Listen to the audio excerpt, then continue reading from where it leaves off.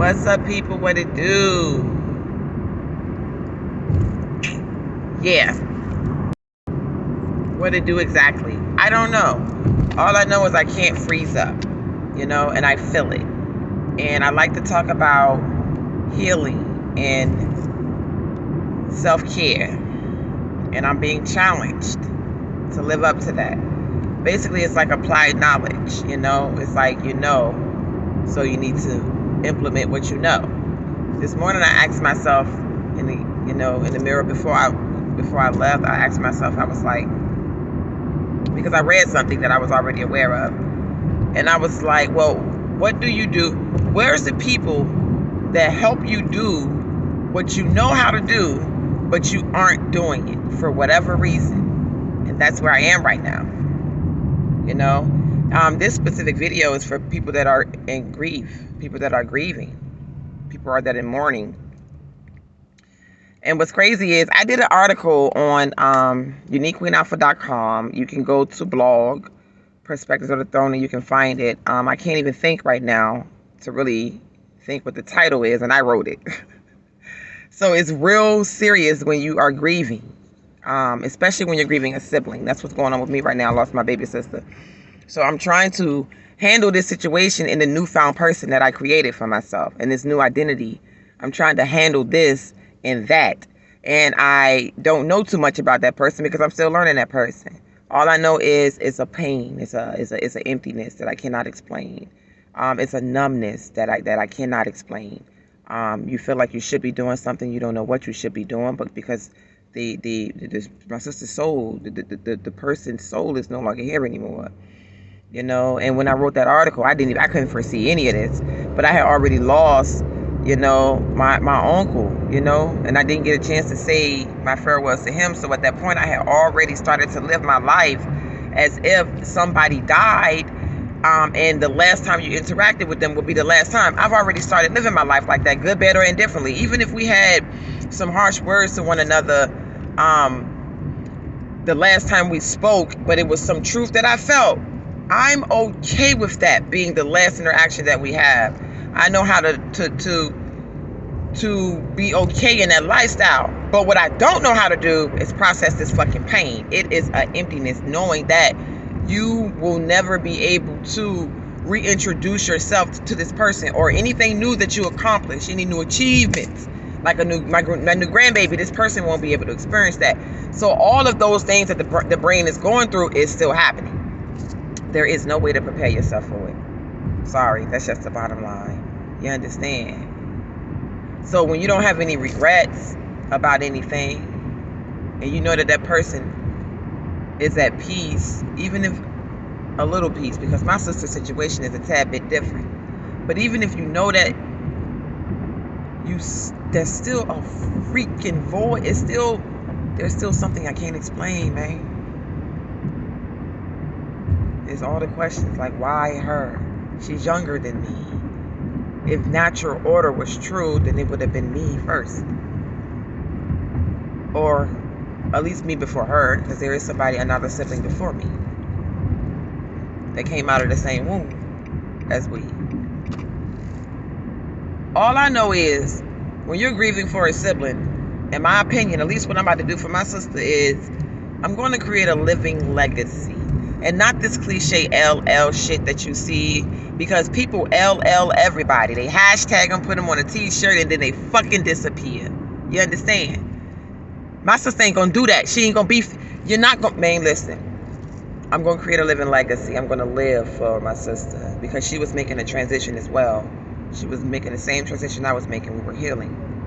And everything that she was achieving, the person that she didn't get to introduce to the world, that's the person that I'm about to let the world see. All that other stuff, my sister will not be remembered that way. Sorry. That's what you can do. Because for some reason I find fuel in that. When I get to speaking that way, when I get to speaking like I'm about to create a new legacy. Well, not even a new. I'm about to continue her legacy.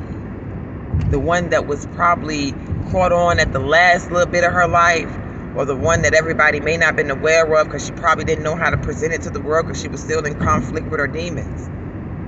Yeah, that person. Goody gang. Goody gang. My sister. She passed away. She had a heart attack.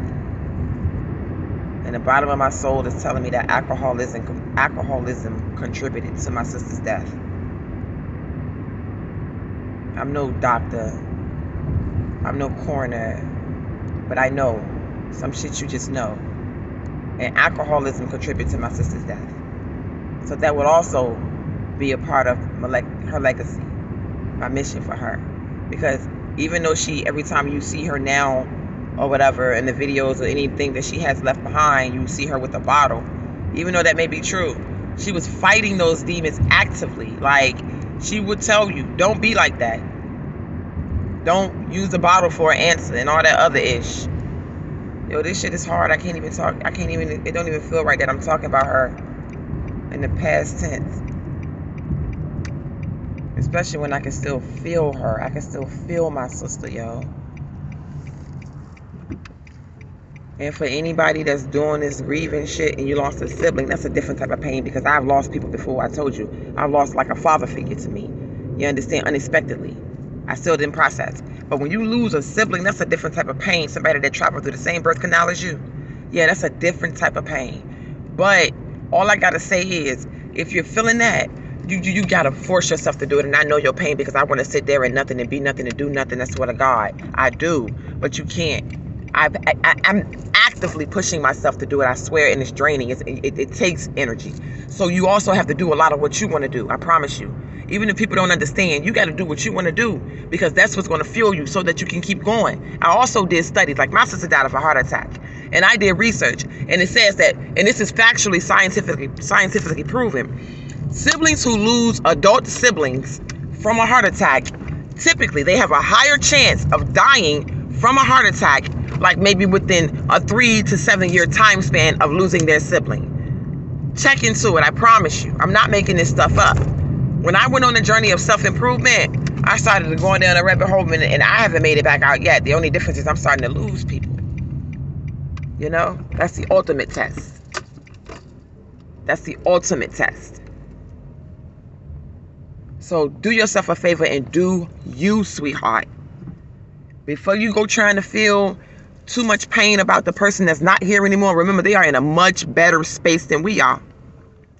So before you go start to lose yourself over them, do you. I promise you, it's all about you. People get it wrong when they say that the person, it's not about the person that dies, y'all.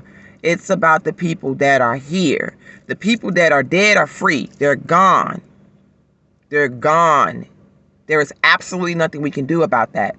Their body is abandoned. Yes, I said abandoned, because think about the process of mourning in the traditional way that burials, funerals, memorials go. Unless the person is cremated and sent back to nature.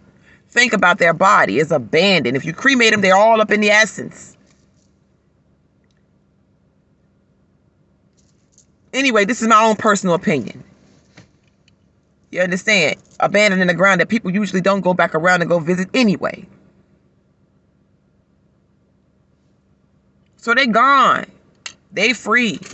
And if you're into the spiritual world, then you know that they're around you energetically, but they're not here. So they don't have to deal with this life that we are still currently having to deal with. And you got to make this life for you a greater one.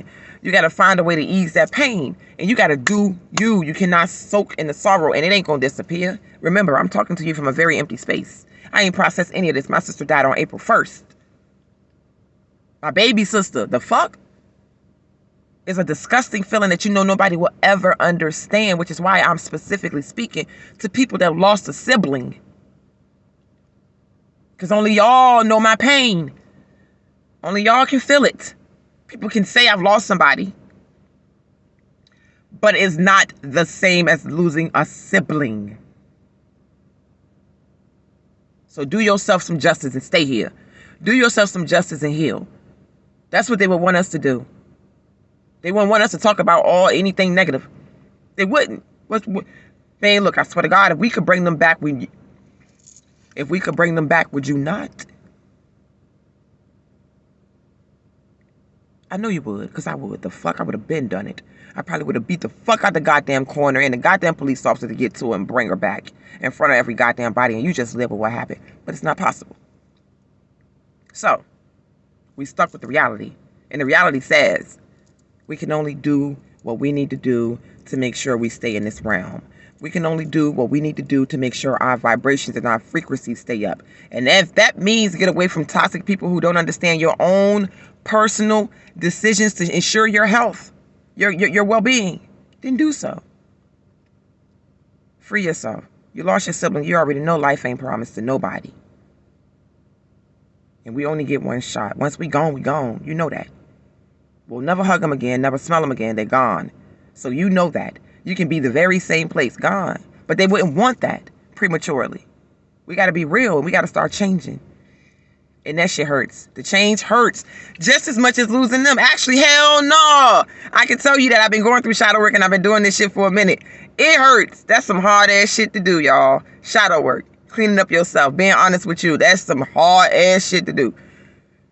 It may be running like a few slots down from mourning somebody because you'll be mourning your own self. Yeah, it's equivalent to mourning. But it damn sure ain't up there with this shit hit different. So if we can do this, if you're watching this, if you happen to come across this, you're still here. And if you can hear this, you're still here. And I'm still here. I just saw a white butterfly for whoever that may be symbolic for. I just saw a white butterfly. I'm waiting for a different color one. So that may be for somebody else that lost a sibling. But if you're still here listening, you got the power to do it. We got the power to do it. That's the living legacy that you create. I don't care how they left this place. We have the power now to control how they're remembered. Yep, we do. So yeah. And trust me, I'm all over the board with emotions. It's 12:03. I'm about to let this go for a too long video. YouTube be tripping. But it's 12... It's emotional roller coaster. Like, when I end this goddamn video, I very well could just ball over on the side of the seat and just empty out every freaking tear I have inside of me for right now. Yep. I'm realizing I'm pushing myself, and that's it. That's how people slide into, you know, but take it easy and don't do too much. But don't stop. It's okay to be still.